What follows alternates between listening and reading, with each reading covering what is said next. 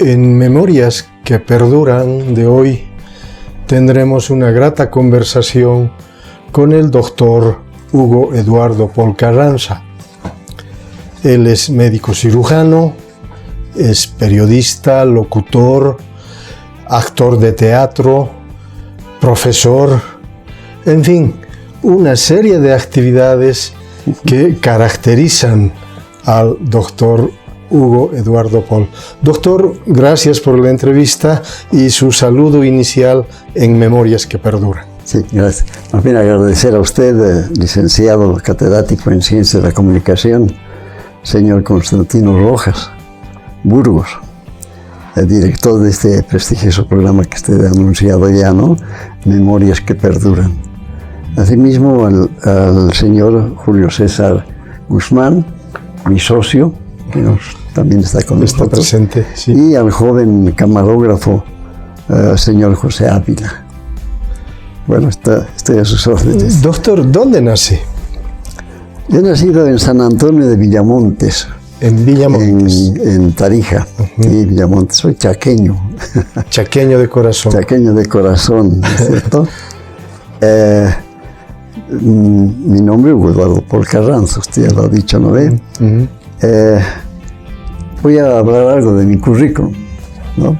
Cuando me solicitan un currículum en algún puesto que voy, yo les digo, ¿qué tomo quieren ustedes? Eso por la amplia trayectoria. Y por la diversidad, además de actividades laborales que le ha tocado desempeñar en su vida. Sí. Sí. Y claro, ¿recuerda algo de Villamontes? Aunque en su currículum, en el primer tomo, dice que a los 3 años se va a La Paz. Sí, bueno, este es un episodio de mi vida un poco nebuloso, digamos, ¿no? Ajá. Porque mi padre estaba en el Chaco, fue héroe de la campaña del Chaco en el año... Yo nací el 34, así que calculé en plena guerra del Chaco. Sí, en plena guerra del Chaco. Un poco después se firmó el armisticio. Mi abuela, que supo que había tenido un hijo, su hijo, le dijo pues, a mi padre que me llevara a La Paz para que fuera compañía de mi abuela. Ajá. Así fue. Seguramente no sé en qué circunstancias aparecí en La Paz, ¿no es cierto? ¿Y cómo transcurrió su infancia en la ciudad de La Paz? Bueno, al comienzo dice que yo lloraba mucho porque extrañaba seguramente a mi madre, ¿no es cierto? Y posteriormente la abuela, digamos, era una señora muy estricta, muy hecha a la edad victoriana, ¿no es cierto? Con mucha rigurosidad. Por un lado la miel y por el otro la hielo. Me educó muy bien, ¿no? En ese aspecto. Con disciplina, con rigor. Mucha disciplina y rigor, sí. Pero también tenía esos momentos en los que, bueno, me daba un cierto cariño, ¿no es cierto? Esos son el recuerdo, ese es el recuerdo que tengo de mi infancia, de mi niñez, digamos, ¿no? La actividad de formación académica, la escuela en realidad, sí. ¿Dónde empieza? Comienza en el ciclo primario, en Colegio La Salle, que en realidad los 2 ciclos, primario y secundario, los hice en el Colegio La Salle de La Paz. Ajá. De ahí obtuve el grado de bachiller, digamos, posteriormente, y luego pues incursioné, digamos, en la medicina, ya ingresé a la universidad. En la universidad. Una vez que salí bachiller, pues ingresé a la universidad, como a la Facultad de Medicina. ¿En la Universidad Mayor de San Andrés? De San Andrés, en la Universidad Mayor de San Andrés, sí. ¿Qué recuerdos tiene de su formación académica? Yo empecé al comienzo di un examen de ingreso y entré al propedéutico, al curso propedéutico, preparatorio que llaman, ¿no es cierto? Sí. Cursé unos 2 años y por circunstancias económicas más que todo abandoné el estudio de la carrera, ¿no? La de medicina. La de medicina. Posteriormente, después de esos 20 años de haber abandonado, retomé nuevamente la carrera de medicina. Ya mis colegas de esa época eran catedráticos, algunos y otros médicos ya recibidos, ¿no? Entonces me inscribí al primer curso. El doctor Melgarejo, que era en esa época ya había sido catedrático de anatomía, don Jorge Melgarejo, me dijo, pues ¿por qué no te inscribes al tercero? Tú has cursado ya 2. Y yo le dije, Jorge, son 20 años que han transcurrido y todo se ha ido de acá, ¿no? No sé nada ya de medicina, de modo que voy a volver a empezar. Y así fue. Empecé nuevamente, transcurrieron los años de medicina, en medio de muchos sacrificios, porque ya no me ayudaba nadie. ¿Y qué hizo durante esos 20 años de receso, diríamos? Sí, ahí entra el segundo tomo. A ver, veamos, ¿qué pasa con el segundo tomo? No, primero terminaré el primer tomo. Bueno, adelante. Entonces, salí de médico, con muchas dificultades, como le digo. Trabajé en un pequeño consultorio en La Paz. Después fui contratado por una ONG en los Yungas de La Paz. Trabajé en el Ministerio de Salud como director de los centros de Achacachi y Sorata.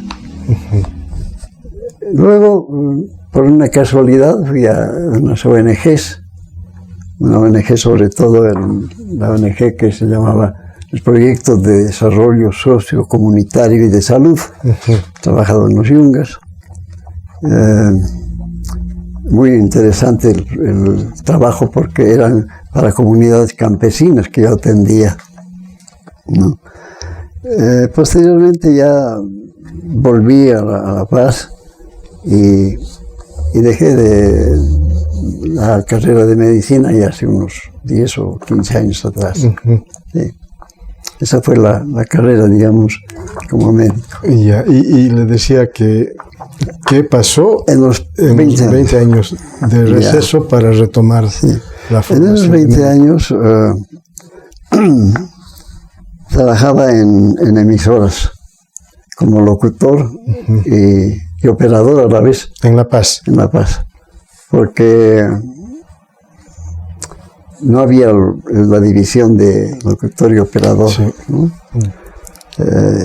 Posteriormente he trabajado en varias emisoras de La Paz, Radio Altiplano, Imani, Radio El Cóndor, en casi todas las emisoras, como locutor, informativista y también como periodista en Radio Méndez, una radio que se inauguró recién.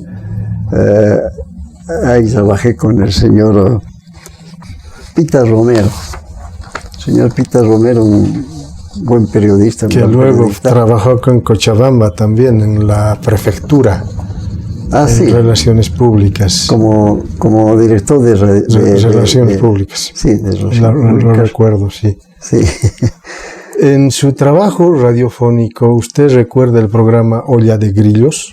Sí, la recuerdo. Estaba el señor Prudencio. Cocomanto. Jorge Mansilla Torres. Jorge Mansilla Torres, sí. ¿Tuvo la oportunidad de conocerlo? Éramos grandes amigos. Sí, hacíamos bromas. Y él también era tenía una chispa muy grande, ¿no? Muy buena. Y a todo le encontraba un humor fino, muy bueno, ¿no? Posteriormente ya, claro, cuando me he venido acá lo he perdido de vista. Sé que él ha sido embajador en México, En ¿no? México, sí. Una secretaria muy interesante de Cocomanto. Doctor Paul, ¿cuáles son los personajes de teatro que usted ha logrado crear y que han tenido éxito en el público? Bien. Bueno, los personajes nacieron en Radio Méndez, en un programa que se llamaba Ali Baba, cuyo fundador y creador soy yo, ¿no? Allí nacieron Emilia, Salustiana, Redoncio, una serie de personajes cómicos que los llevé al teatro como una obra mía, ¿no? Gracias al señor Villena, que era director artístico de la emisora de Radio Méndez, nos impulsó me impulsó a mí para que siga con el programa. Y en esa forma escribía libretos creando los personajes. Toribio Siguiente, por ejemplo, Toribio nació porque había un señor que conducía buses, colectivos de esa época. Los colectivos. Y me llevaba gratuitamente, digamos. Yo en agradecimiento le puse el nombre de Toribio. La Emilia Salustiana nació también de mi imagen, digamos, porque en esa época estaba de moda la cerveza, la cervecina Saludina. Entonces dije que se llame Salustiana, una señora de pollera, en fin, ¿no? Y así los personajes, Redoncio, en fin, todos los personajes que nacieron al calor de los libretos que escribía, y los llevé al teatro, con obras mías también.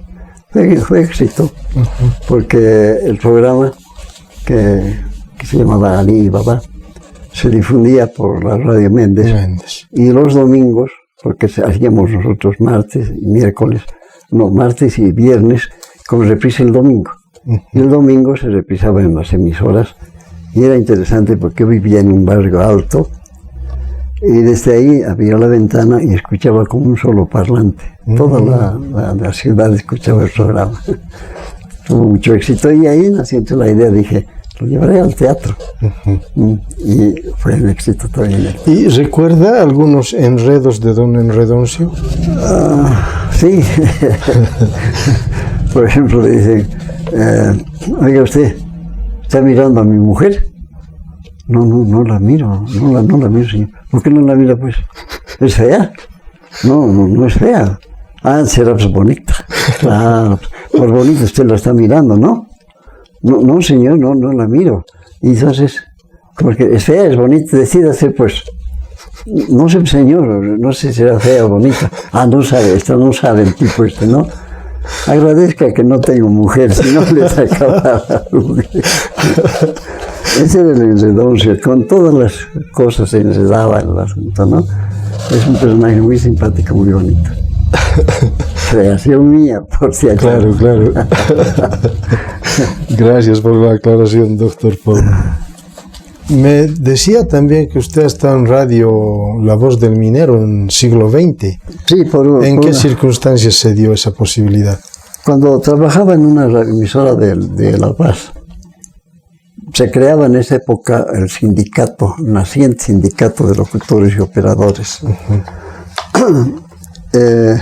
Había trabajado en esa emisora por una cosa de 2 años más o menos, y por unas desavenencias que tuve con el director, me despidieron del trabajo. Entonces yo le reclamé mis beneficios sociales. Y él se enojó de aquello porque ya le digo, el sindicato recién estaba en funciones, ¿no? Y le dije, bueno, me voy a quedar al sindicato. El señor me dijo, quéjate quien te dé la gana, pero no te voy a dar ni un medio. El sindicato lo agarró y lo llevó al Ministerio de Trabajo, ¿no? Y me pagó, tuvo que pagarme. Pero esa fue una situación muy incómoda para mí, porque este señor tenía mucha influencia con las otras emisoras, de modo que me hizo una sombra negra. Dijo, este señor es sindicalista, ¿no? Estaba vetado. Me despidieron de todos mis puestos. Yo trabajaba en varias radios, hacía radioteatros, todos casado ya con una hija que venía ya en camino.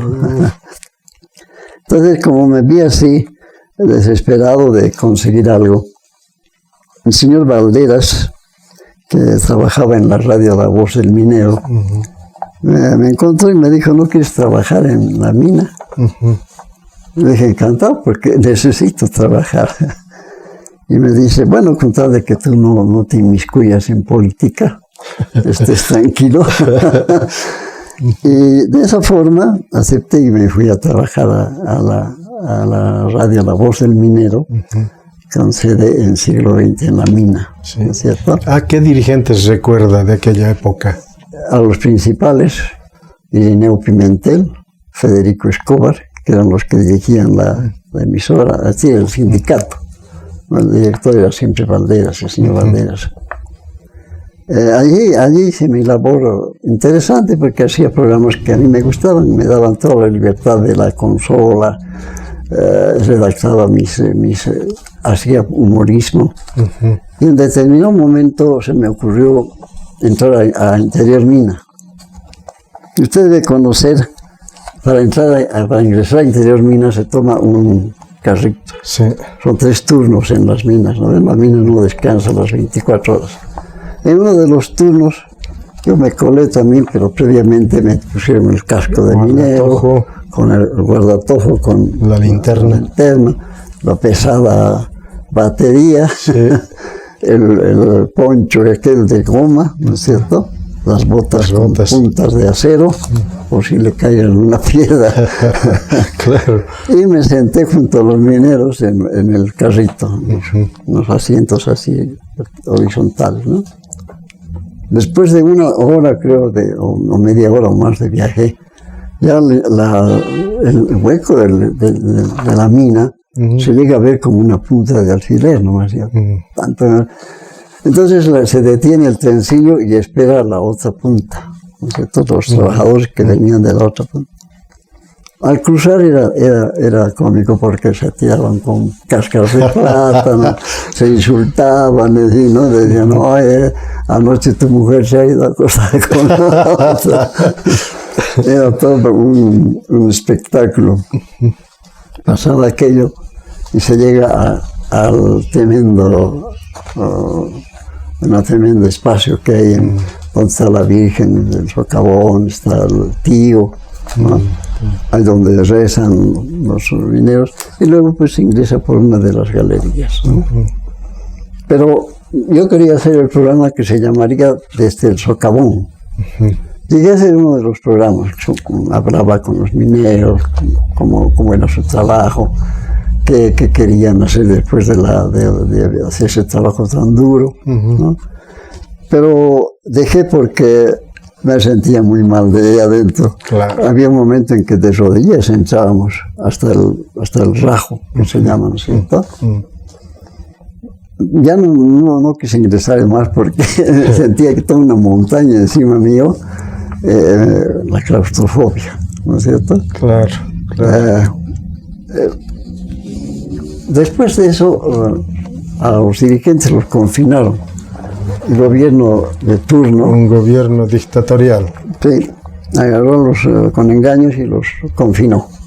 Nos quedamos sin sueldo, porque no salía ni un peso de la mina, sino era con el aval y la firma de los dirigentes que habían sido confinados. Ya puede imaginarse las que hemos pasado, 4 o 5 meses, ¿no? Pero bueno. ¿Y recuerda que Radio Pío XII era una competencia para la voz del minero? Sí, en esa época era, porque las manifestaciones en la Plaza del Minero eran tremendas, dinamitazos, ¿no? Y amenazaba el gobierno con que iba a mandar al ejército. Y además los campesinos de la región iban a entrar y iban a degollar a todo el mundo. Cosas así, ¿no? Yo me acuerdo que el secretario de la mina viene con 2 montones de dinamita. Hugo me dice, tienes que defenderte cuando llegue. Con la dinamita. Yo le digo, no, yo no sé manejar estas cosas, voy a volar. Claro. Y le devolví, ¿no? Felizmente no ocurrió nada. No hubo tal invasión de ejército ni nada de eso. Y cuando volvieron los dirigentes, ya todo volvió más o menos a la normalidad. Hasta el día en que ocurrió el asalto de Calamarca. La remesa venía para los pagos de los mineros, sí, y para el aguinaldo, en maletas sobre una camioneta. Pues al llegar en el camino hacia la mina en Calamarca, sí. Fueron asaltados. Y a los 3, al conductor, al remesero y al guardia, los mataba. ¿Y cuál fue la reacción de los mineros? Ya pueden imaginarse, pues decían, es que el gobierno ha hecho esto, puro teatro, pero ya después meditaron que había asesinato, ¿no? Ya no supe qué había sido, cómo se había solventado aquello, porque ya dejé la mina, nos dieron nuestra carta de retiro después de un año y retorné a La Paz.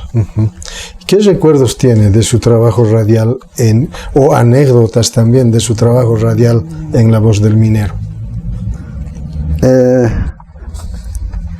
Ha sido una experiencia muy interesante para mí, porque yo casi era el director. Valderas se fue y me dejó la radio a mí. Entonces dirigía yo la radio. ¿Qué anécdotas le puedo contar? El ministro de Educación fue a la mina a convencer a los mineros.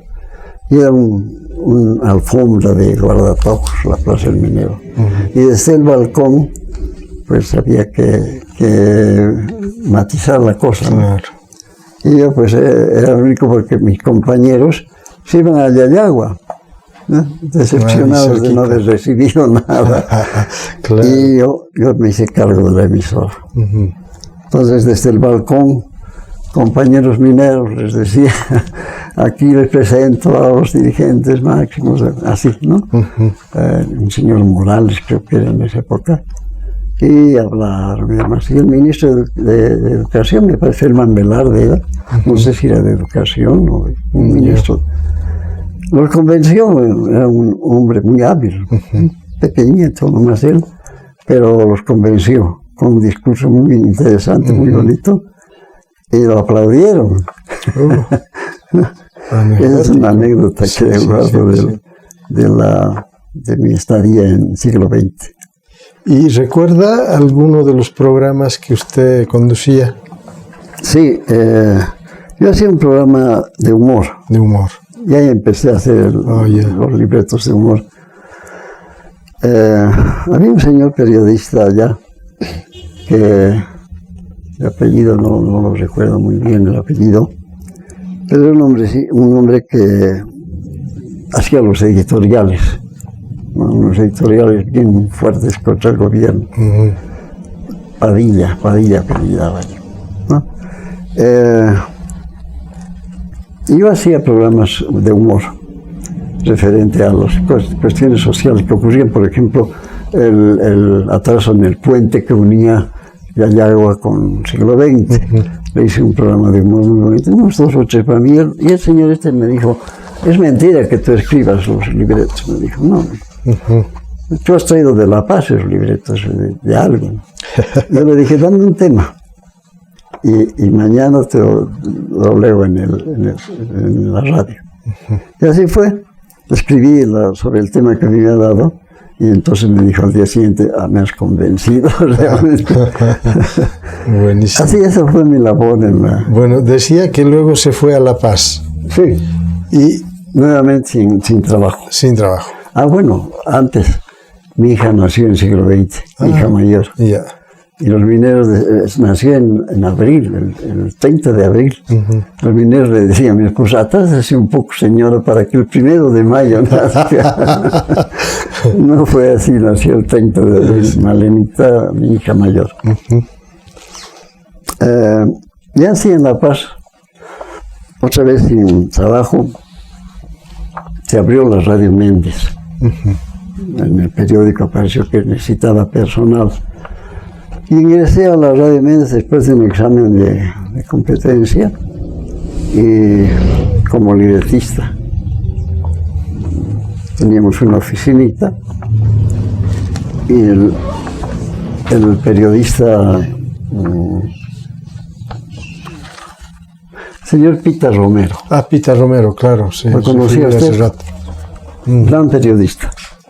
Un bebedor de café tremendo. Apenas llegaba a la oficina, decía mi cafecito, le decía a la que atendía el café, y tomaba unas 3 o 4 tacitas de café en la mañana. Él vio mi labor como libretista y me dijo, ¿no te gustaría entrar como periodista? Porque en esa época no había títulos de periodista. No, claro. Era un periódico, digamos, Sí. gustaba, en fin, ¿no? Y yo dije, claro que sí. Entonces me vas a redactar algunas noticias que lleguen y además puedes cubrirme alguna vez en una fuente yo te voy a dar. Yo muy contento de aquello, ¿no? Y se dio la ocasión, mira lo que son las casualidades. Cuando estaba en la mina, ocurrió el ataque. Los apresaron después a los que habían... Y el señor Pita Romero me dijo, anda a cubrir esa en el Ministerio de Gobierno. Éramos los colgandijos, ¿no? Llegué al ministerio, que era en la plaza, el Ministerio de Relaciones Exteriores. Ahí era el Ministerio de Gobierno en esa época. Y si no me equivoco, el presidente que ha sido después, Le Barba. ¿Pero qué pasó con la cobertura periodística? Bueno, fui allá y se los presentaron a los que me habían atracado, en fin. Estaban entre esos un tenor español que había llegado con romería, que era un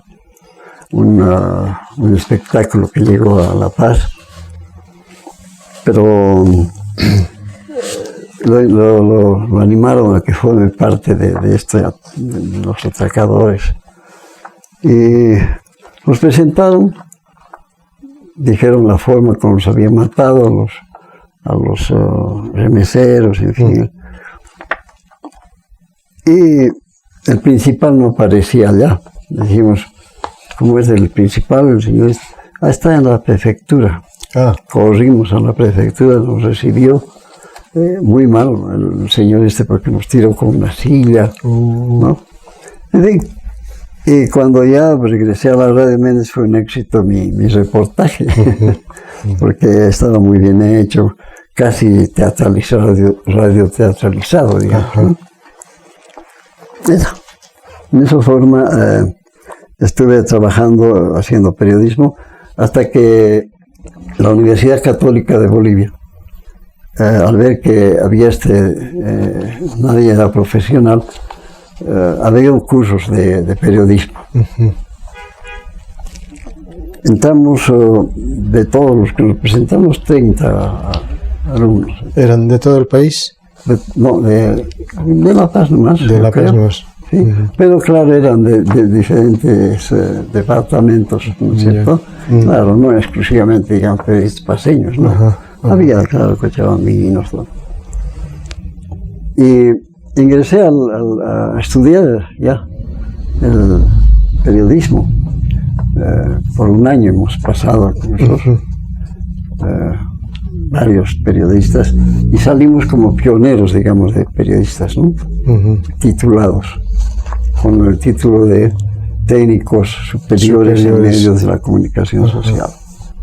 Este título me valió, o nos valió a los 30, cuando el general Banzer, mediante un decreto, dijo que iba a dar el título en provisión nacional como periodistas a aquellos que tuvieran un título, o a los que trabajaran 10 años, en fin, ¿no?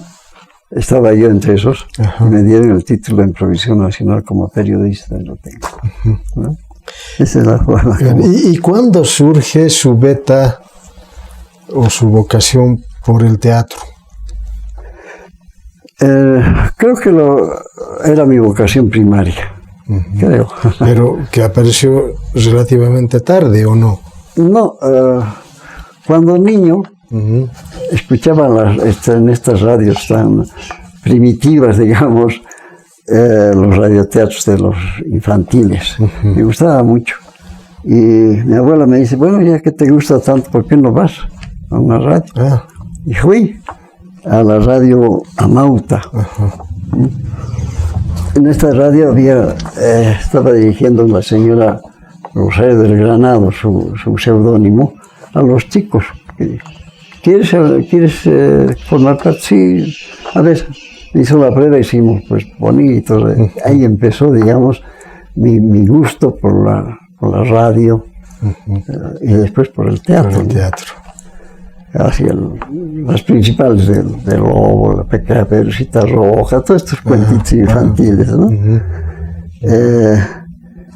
Posteriormente ingresé a hacer radioteatros con compañías como de don Juan Boyso, un argentino que llegó a Bolivia, con Carlos Cervantes, con Tito Landa, teatro serio, en los cuales yo era el galán de las compañías de teatro, ¿no?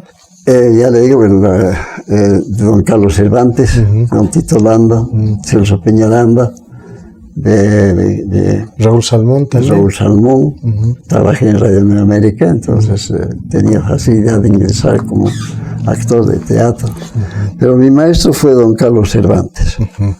Y no me enseñaba pues bien bonito, me decía, desde el fondo y se iba hasta el comienzo de la butaca, y yo parado ahí con rigor, ¿no?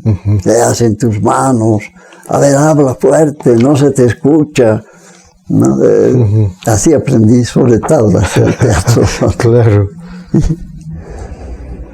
Ahora, siendo médico, locutor, periodista, actor de teatro, ¿cuál de estas profesiones le ha dado más satisfacción? Indudablemente que el teatro. Sobre todo una de mis obras que se llama Que venga el exorcista. En esa oportunidad el exorcista era una película que batía récords de taquilla. Entonces se me ocurrió que podía yo escribir un sainete, una comedia con esto. Cuando vi la película salí y dije, ¿cómo esta película no se brinda para hacer una comedia? Era tan fuerte la cosa. Pero después fue cuando ya me senté en mi maquinita de escribir, en esa época era máquina de escribir, claro. Salió la cosa, salió muy bonita, más o menos relacionada con la obra de Platti, y con un éxito rotundo. He recorrido el país, con funciones hasta en La Paz 20 días, todo lleno. Había gente que repetía 3 veces, yo le dije, pero usted ya ha visto. Me decían, no quiero perder detalles, me decían. ¿No? Muy, muy exitosa, entonces ha sido uno de mis éxitos más grandes que he tenido. Después he escrito muchas obras de teatro, siempre con éxito, felizmente. Gustaban mis cosas. Doctor Paul, estábamos recordando su incursión al teatro. Sí. Me decía que fue libretista, que fue actor y que una de las satisfacciones suyas es haber incursionado precisamente en el teatro. Sí. Nos señalaba además que escribía obras de teatro. Sí. En manos tengo La muerte viene de Frac. Sí. ¿En qué consiste esta su obra? Es un drama. Es un drama de un señor, Carlos Guaray, que es muy estricto con sus empleados, hasta el extremo que despide a un viejo empleado y lo deja en la calle. Despide a una viuda que también le iba a rogar que no le rematara su casita, porque, es decir, que no le cobrara porque su marido había jugado la casa, ¿no? De modo que se lo presento como un señor muy hecho a los negocios, al dinero más que todo, ¿no? Muy práctico. Entonces, en uno de esos momentos, en su oficina se presenta un señor de frac, así misteriosamente, baja la luz, y se presenta un señor vestido de frac, pálido, y le empieza a decir las cosas que había hecho en su vida, que estaba como la conciencia, digamos, del hombre, ¿no? Y le dice que le da una cierta cantidad de años, unos 3 años, para que rectifique todo, que devuelva el dinero que había conseguido con malas artes, en fin. y que le iba a perdonar la vida si lo hacía. Carlos Guaray le decían, no se va a ir conmigo. Entonces él busca afanosamente a la señora a la que le había traído dineros, en fin, va por un lado, por otro. Y cuando ya la encuentra la señora y le iba a devolver, se arrepiente. Y dice, no puedo hacer esto, ¿no? En el tercer acto ya el hombre se había olvidado de todo aquello y progresó mucho, tenía un hijo pequeño que se llamaba también Carlos Guaray, y se le presenta nuevamente el señor de frac.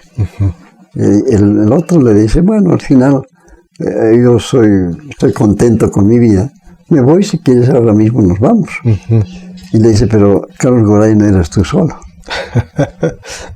Carlos Guaray es mi hijo. Dice, claro, mi hijo.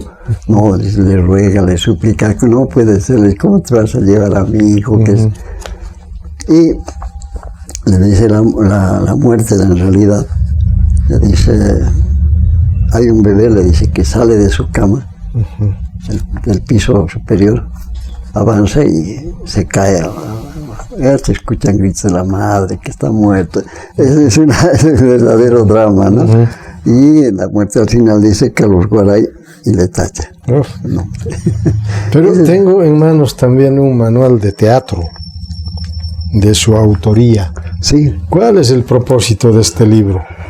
Como digo en un lugar, el teatro tiene que ser por lo menos conocido, si no estudiado. Entonces doy principios básicos. Este es un librito que está escrito en un lenguaje muy simple y tiene principios para el aprendizaje de teatro, no solo a digamos, estudiantes o profesores, sino al público en general. Yo pienso que el teatro le da a uno muchas facilidades en la voz, por ejemplo, en la mímica, ¿no? Porque usted ve que los políticos debían ser los primeros en aprender teatro, claro, para poder hablar, para poder para ser convincentes. Sí, ¿no es cierto? Ese librito tiene esa finalidad. Tiene varios capítulos, tiene un prólogo, tiene la definición de teatro, los objetivos, cómo se hace una primera reunión de los que quieren aprender teatro. Se enseña la anatomía del teatro, para qué es esta cortina, para qué es la otra, qué significa, para qué ponen las cortinas, ¿no es cierto? Las luces, toda aquella la iluminación. Y luego pues hablamos de las posiciones que adopta el actor ya en la escena, ¿no es cierto? Le pongo el estudio de las emociones, la internalización del personaje, cómo hago para hacer de un cura, por ejemplo, no de un sacerdote, ¿no es cierto? Se dan pautas para que el futuro actor haga el personaje, lo realice. La expresión corporal, estudio de la voz, un libreto, cómo se hace un libreto, cómo se escribe de teatro, diferencias entre el teatro, el cine, la radio. Luego una pequeña biografía de mi persona y un pequeño álbum de fotos, ¿no? Y una bibliografía, desde luego, ¿no? Ese es el contenido de este manual de teatro que está a la venta, pero no se vende. Bueno, ¿y con qué actores ha logrado trabajar en el ámbito del teatro? El teatro lo recuerdo mucho a Rodolfo Serrano, un actor cubano, a doña Elena Ortiz de Zárate, a don Carlos Gervans, que también he trabajado con ellos, a Pumarino, Juan Carlos Pumarino, a su hijo también, con los hermanos Silva. ¿Quiénes más? Bueno, en líneas generales ellos, no recuerdo mucho. ¿Y con David Santalla? Mejor no mencionemos. Sí. Bueno, Cacho Mendieta. Cacho Mendieta. Con Cacho Mendieta, que lo considero un gran actor, en su época un joven actor, pero con una capacidad enorme, una vocación terrible por el teatro, y gran imitador, ¿no es cierto? La prueba está en el programa radial que se llama Confidencias, en Panamericana, ¿no? Muy interesante, muy bonito, donde se luce realmente él imitando a los presidentes, muy gracioso y muy bueno. Yo le decía, vamos a interpretar a un luchador japonés, digamos, a un ninja, y él lo vestía tal como es el luchador, ¿no? Vestía muy bien a sus personajes y un gran amigo además, muy buen amigo. Yo lo recuerdo mucho a Cachito Mendieta. Un saludo para él si me está mirando. Ahora, ¿qué diferencias ve en el teatro de antes y el teatro de hoy? Diametralmente opuestas. A no ser que, bueno, le estoy hablando de Cochabamba. ¿Ya? Lo que he visto aquí, el teatro en Cochabamba. Sé que en Santa Cruz hay un boom del teatro, ¿no? Hay incluso un concurso internacional de teatro. Está muy bien ya el teatro. En La Paz he perdido ya hace tantos años, ya radico acá más de 25 años, entonces he perdido un poco la mirada. Sé que no les dan teatro tampoco a las compañías nacionales, o les dan 3 días como acá. Yo pienso que ha muerto el teatro nacional por esto de los locales, que no tenemos dónde actuar. Eso es verdad, sí. Acá hay una promesa de que iban a hacer un teatro enorme en la Plaza Colón. No se ha realizado nunca aquello.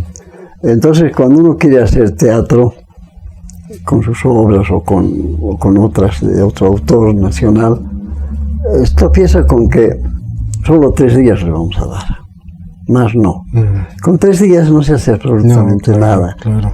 Entonces, ¿por qué? Porque hay que pagar la publicidad en televisión. Claro. El segundo cuesta un montón de plata. Y no solo en un canal, tiene usted que dar en 4 canales, por ejemplo, ¿no? Para que surta efecto.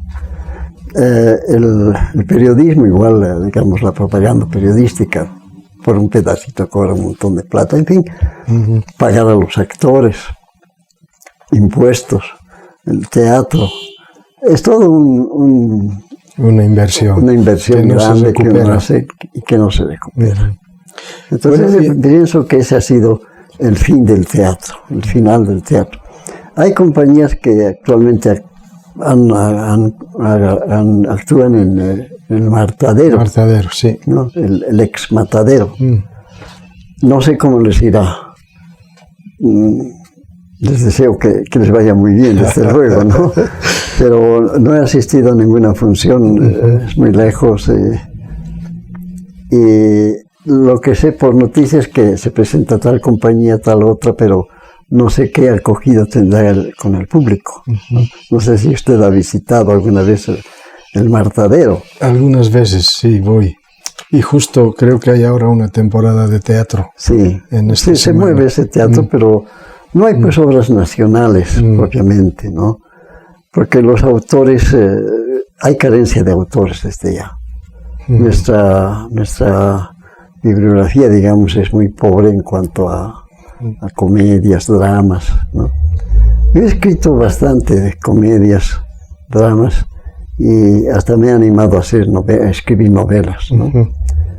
Pero también la edición es carísima. Sí. ¿No? Tampoco revierte, digamos. Tampoco se recupera la inversión. No se recupera, entonces se desanima también uno, ¿no? Doctor Paul, ¿y en qué circunstancias decide venir a Cochabamba? A ver. Me decía que ya hasta 25 años. Sí, más o menos 25 años. Bueno, pues mi padre se vino acá.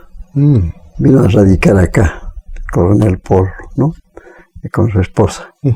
Y de paso nos trajo a todos, ¿no? A mi abuela. De esa forma vine a radicar acá en Cochabamba. ¿Y cómo se siente en Cochabamba? Feliz. Felicísimo. ¿Y extraña su equipo de La Paz? A mi glorioso Strongest. Hay momentos que nos dan grandes satisfacciones y momentos como el último partido en el que van a perder. 2-0 con Aurora en Sacaba. Sí, pero como le decía, yo he heredado 3 cosas, ¿no? El apellido, las deudas y el club. Desde mis abuelos somos stronguistas. Qué bueno. Sí. Yo también soy stronguista. Ah, qué bueno. Sí, amarillo y negro.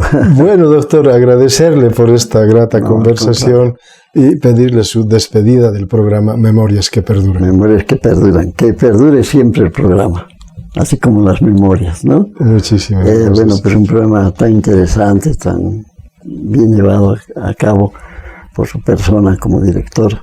Una vez más agradecerle por esta grata visita a mi casa y desearle más éxitos en el futuro y que no dejemos de verlo, ¿no? Son personalidades, yo no me considero personalidad, pero bueno, son personalidades que usted ha llevado a hacer conocer a la población, ¿no es cierto? Muchísimas gracias. Y a usted, distinguido público, si me ha soportado, que ha tenido la paciencia de verme así, con canas, en fin. Gracias, muchas gracias. Bueno, el programa Memorias que Perduran ha tenido la oportunidad de conversar con el doctor Hugo Eduardo Pol Carranza. Por cierto, una conversación grata, agradable, que nos ha permitido conocer una breve semblanza de los muchos tomos que tiene en su currículum. El programa sin duda daría para más, pero de todas maneras la intención es recoger estas historias de vida que a lo largo de la historia han ido aportando en el desarrollo político, cultural, social, económico del país, y gracias a la contribución que hacen personalidades como él, aunque él dice que no es personalidad, es médico, es locutor, ha sido profesor, del que no hemos hablado también en su faceta laboral, y bueno, decir finalmente que es del poderoso Tigre. Gracias y estamos en un otro programa.